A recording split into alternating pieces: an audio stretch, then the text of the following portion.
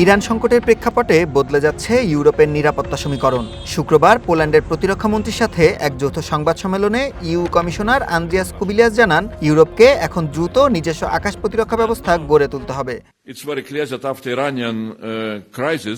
Iran সংকটের পর এখন এটি স্পষ্ট, ইউরোপের জন্য নিজস্ব আকাশ প্রতিরক্ষা এবং অ্যান্টি ব্যালিস্টিক ক্ষেপণাস্ত্রের উৎপাদন বাড়ানো অত্যন্ত জরুরি হয়ে পড়েছে। কারণ মধ্যপ্রাচ্যের দেশসমূহ এবং ইউক্রেনের চাহিদা মেটানোর পর আমেরিকার পক্ষে আমাদের জন্য পর্যাপ্ত ক্ষেপণাস্ত্র সরবরাহ করা সম্ভব হবে না।